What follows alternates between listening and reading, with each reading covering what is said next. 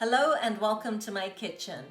In this video I'm going to show you how to make a sprouted mung bean curry. If you haven't seen how I sprout mung beans, check out the link above.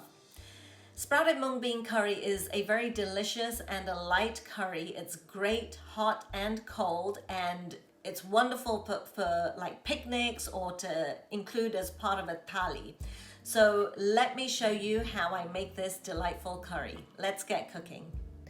Here I have 2 cups of mung beans that I sprouted, so I'm doubling up the portion of the sprouted mung bean video because I'm cooking for like 6 to 8 people today.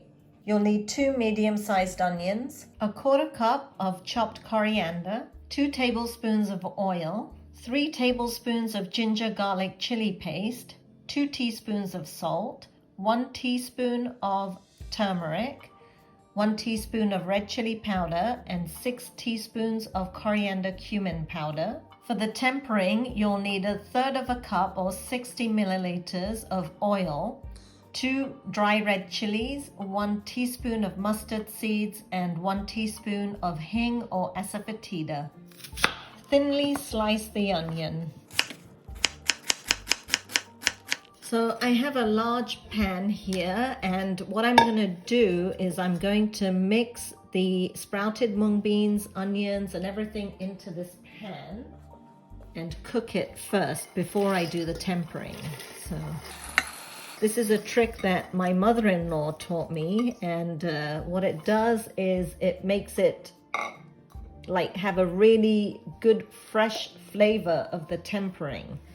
So I'm putting the onions in. A lot of the flavor of our Indian cooking actually comes from the tempering. So I'm adding all the spices in here too. And the coriander and the 2 tablespoons of oil. And here I have 1 cup or 250 milliliters of water. It's just room temperature water. I'm going to add that in here.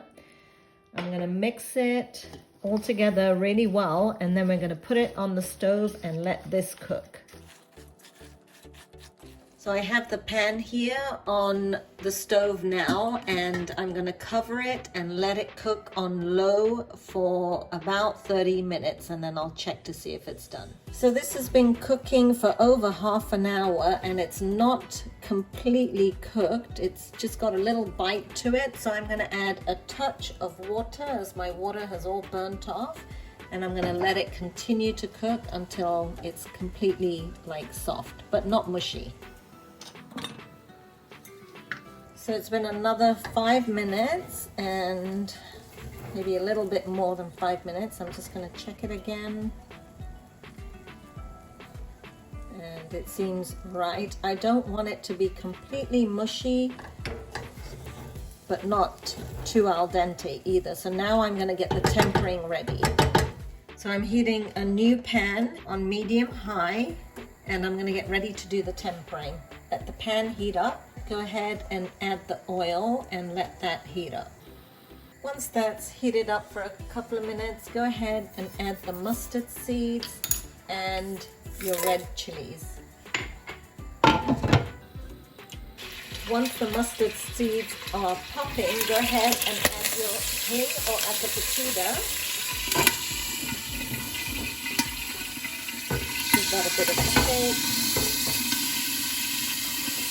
And then I'm going to start adding the mung beans using my spoon.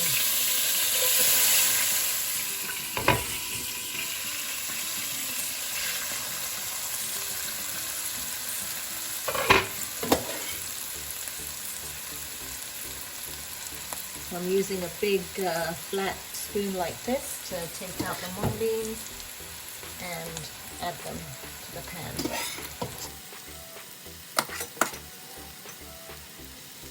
Once you've added the mung beans, give them a good stir, because you want the tempering, the flavor of the tempering, like to go everywhere throughout the mung beans. And this way, doing the tempering afterwards gives it a freshly tempered flavor. It's just different and it tastes really good.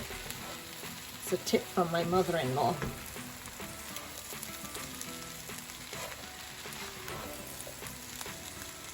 So just let that cook for about 5 minutes and it's ready.